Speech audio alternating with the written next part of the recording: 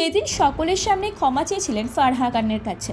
কথা রাখতে না পারায় লজ্জিত ছিলেন শাহরুখ খান। কি এমন কথা যা রাখতে পারেননি কিং খান? তখন চলছিল ওম শান্তি ওম সিনেমার শুটিং।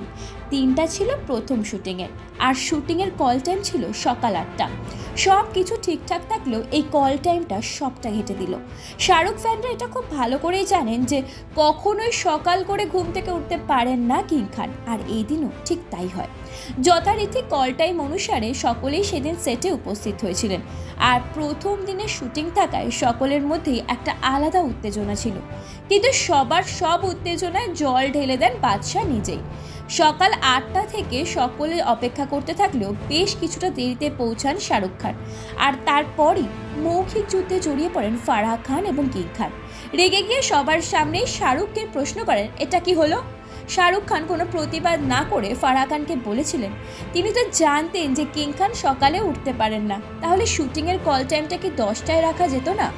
যাই হোক, সেদিন পরিস্থিতি এতটাই উত্তপ্ত হয়েছিল যার কারণে সকলের সামনে ফারহার কাছে হাত জোর করে ক্ষমা চেয়েছিলেন শাহরুখ খান।